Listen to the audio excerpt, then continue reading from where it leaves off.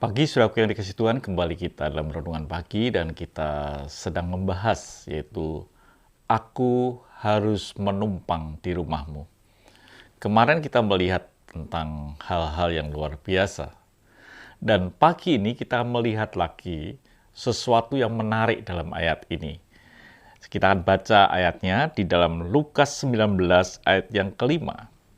Ketika Yesus sampai ke tempat itu, ia melihat ke atas dan berkata, "Sakyus, segera turun, sebab hari ini aku harus menumpang di rumahmu." Saudaraku yang kasih Tuhan, yang menarik adalah Tuhan berkata, "Aku harus menumpang di rumahmu."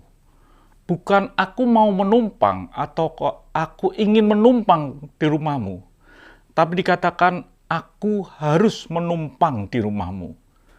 Kalimat ini bukan berarti bahwa tidak ada orang yang mau menerima Yesus. Kalimat ini juga bukan berarti bahwa Tuhan mungkin tidak ada dana untuk menyewa sebuah hotel atau penginapan, atau mungkin hal yang lain. Kalimat harus itu sesuatu yang luar biasa, apalagi katakan harus menumpang. Kata harus itu mengandung arti bahwa ada tugas yang dia harus selesaikan. Karena ada sesuatu tugas yang Bapa berikan dalam kehidupan dia, sehingga dia berkata bukan ingin, bukan mau, tapi dia berkata, aku harus menumpang di rumahmu. Yang menarik saudaraku yang kasih Tuhan, pasti saudara pernah ada seseorang keluarga menginap, menumpang di rumah kita, bukan mampir, menginap atau menumpang di rumah kita. Saya pernah sebuah keluarga dari Jakarta dan dia menginap, menumpang di rumah di mana saya tinggal. Apa yang saya kerjakan? Saya punya waktu banyak. Dia memberitahu bahwa seminggu lagi akan datang atau 2 hari lagi akan datang. Saya punya waktu untuk membersihkan kamar, untuk mengganti spray dan lain sebagainya, untuk membersihkan hal-hal yang tidak baik. Artinya supaya kalau tamu itu datang, mereka melihat isi rumah itu dalam kondisi yang baik. Tetapi saudaraku yang kasih Tuhan, beda dengan Sakyus. Ketika Sakyus ada di atas pohon dan Tuhan berkata, aku harus menumpang di rumahmu. Sakyus tidak punya kesempatan untuk mempersiapkan segalanya dan untuk mempersiapkan tempatnya dan lain sebagainya. Yesus tidak sendirian, Yesus beserta dengan rombongannya.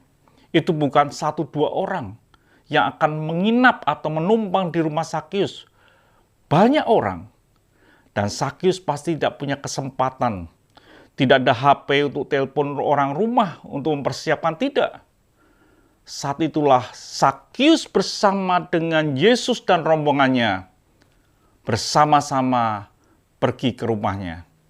Artinya bahwa Sakyus tidak bisa membersihkan dan mempersiapkan. Ini memberi bukti yang luar biasa dalam hidup kita, saudaraku yang kasih Tuhan. Bahwa tidak ada sesuatu kesempatan. Tuhan akan melihat hati kita dengan jelas. Sesuatu yang tidak tersembunyi. Sesuatu yang tidak bisa disembunyikan, itu Tuhan. Dikatakan dalam Ibrani 4 ayat yang ke-13, dan tidak ada sesuatu makhluk pun yang tersembunyi di hadapannya, sebab segala sesuatu telanjang dan terbuka di depan mata Dia, yang kepadanya kita harus memberikan pertanggungjawaban. Sakyus tidak bisa membersihkan rumahnya atau mempersiapkan. Yesus datang, Yesus melihat kondisi rumah Sakyus dengan jelas. Kalau buruk-buruk, kalau baik-baik, dan lain sebagainya. Begitu juga dengan Tuhan, saudaraku. Tidak ada sesuatu pun dalam hati kita yang kita bisa sembunyikan ketika Tuhan mau menumpang di dalam hati kita. Tidak ada sesuatu yang kita bisa sembunyikan. Betapa penting setiap hidup kita mempersiapkan hati kita hari lepas sehari. Supaya ketika Tuhan itu hadir di dalam hati kita, menumpang dalam hidup kita, kondisi kita adalah kondisi yang baik.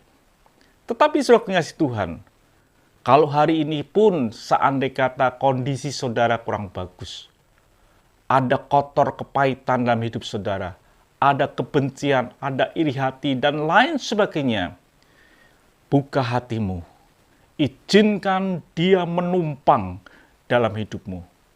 Karena ada tugas, yaitu tugas menyelamatkan hidup saudara yang Bapa berikan, mencari domba yang hilang. Izinkanlah tidak usah merasa ragu atau merasa cemas, malu. Undang dia akan menyelesaikan dengan luar biasa. Izinkan dia menumpang dalam hati kita.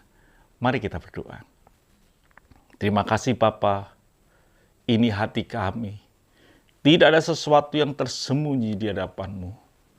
Kami butuh Engkau menumpang untuk menyelesaikan semuanya.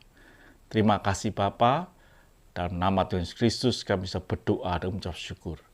Haleluya. Amin. Tuhan